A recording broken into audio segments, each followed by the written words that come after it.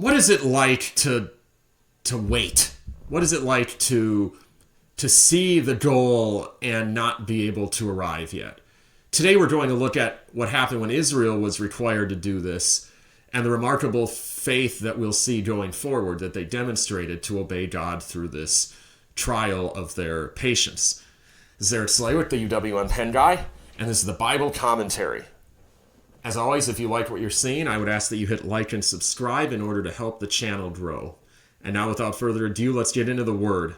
So last time we did sort of a very brief overview of the parallel in Joshua 3 to the crossing of the Red Sea.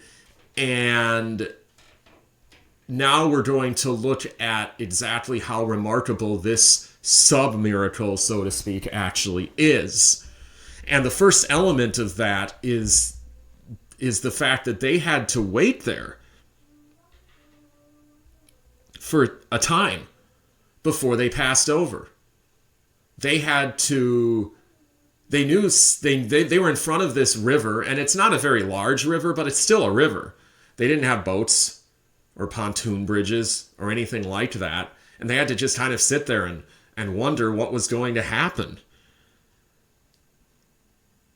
And also, they had to deal with the fact that they were heading towards potential danger.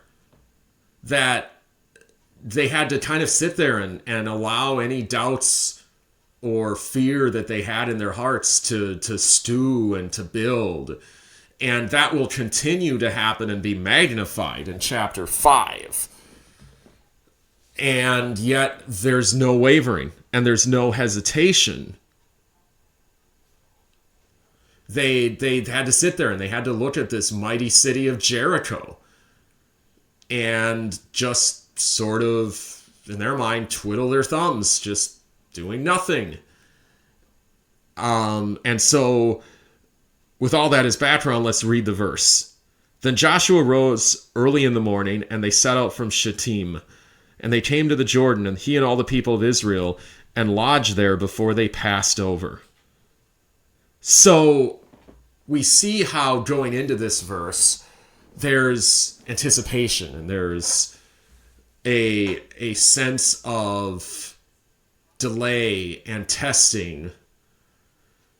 But there's a lot more built into this moment than even that may lead you to believe, because in this moment, you have one of those great transitional points in the life of God's people between one era or epoch and another. Now you will begin to see the end of the provision, the end of the life that these people had been living under the judgment of their parents for, I would venture to guess for some of them 2 decades or more at this point. And now you head into the time of victory and the time of faithfulness. And there are other moments in the scriptures that parallel and contrast with this. You had the hopeful crossing of the Red Sea, of course, as we spoke of in the last video, which ended in disaster as the people's unbelief and complaining hearts wrecked their opportunity to experience the blessings of the promised land. You then have this, which leads to faithfulness and victory. And then you have another parallel where the next generation after this will fail to conquer the land fully and fall into many cycles of defeat and idolatry and redemption, and defeat and idolatry and redemption in the book of Judges. Then you'll have deliverance at another pivot point under the prophet and judge Samuel, and then the failure of King Saul and the victory of King David. Then you'll have another collapse into another 400 years of failure, leading to the captivity, and then another new beginning after the exile in Babylon, where the people will kind of rebuild a very real but very small new beginning to what they had before they were taken into exile. And so there are many points in the history, and of course the birth of the church in the New Testament is the final example of this in the era of the scriptures. And it's the era we're still in today, awaiting the next one of these, which is the rapture of the church, the catching away in the clouds to be with Christ, to initiate the end times. So we see that these pivot points, these turning points, these dividing lines between all that was before and all that comes after are an element of our lives that are very real and very regular. And we're all going to experience this.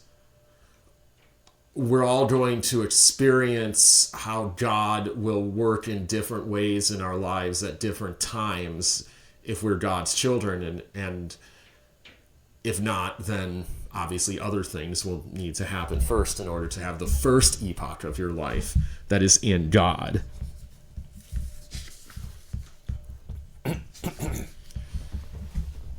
Now, this reality means that to sit there and to wait would have been very difficult. Very difficult indeed. I imagine they could all sense that they were on the verge of a new era in their lives. And they had to just kind of sit there and wait for it to happen. And then they'll have to sit there again. And so this sort of illustrates what James says about the trials that come into our lives, where he says, count it all joy when various trials come upon you, for the testing of your faith works patience, and let patience have its perfect work, that you may be complete.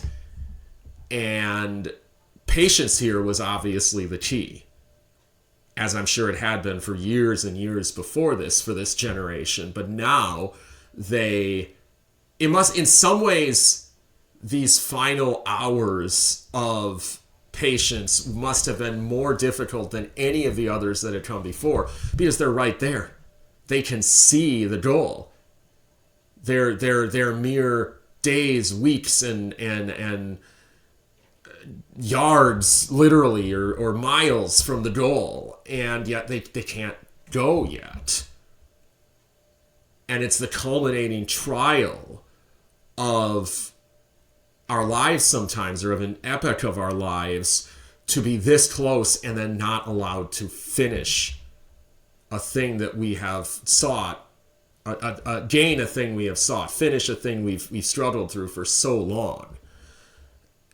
And so waiting is hard, and it could get even harder at the end. It's important for Christians to be realistic about this, because one of the guaranteed ways to produce false faith in a person is to give them the idea that once they accept Christ, everything is going to be hunky-dory, simple, easy as could be, and we'll get kind of the consumer life where everything is on command and like a Coke machine or a soda machine kind of view of God.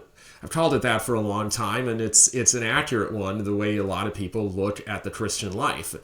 And when that isn't true, then they become like the 25,000 roughly people who were following Christ when he made free food for them in John chapter 6. And as soon as they realized that it wasn't going to be a Coke machine kind of experience, that the free food wasn't going to just keep coming forever, that they actually had to repent and believe, they had to consider hard things, they walked away. They walked no more with him. And so, in conclusion, I would say that if you have accepted Christ, then this reality of, then you have access to the grace of God. And as Jesus said to Paul during one of his great trials, my grace is sufficient for you, God says. And if you haven't accepted Christ, then you have no access to the grace of God, and you can only be limited to sort of human development, which is very real and good, but very limited. You can grow through trials, but not towards God, only towards basically a sort of meandering path of personal development that ultimately just falls straight off a cliff when you someday die and have to face God, and all that development will stand you nothing in the presence of God, because there is none righteous, no, not one, in the sense of God seeing someone as being worthy of entering heaven. So, I would encourage you that if you haven't accepted Christ, today is the day of salvation, and if you have, then be encouraged. This is Eric Slawick, the UWM Penn Guy, and this has been the Bible Commentary.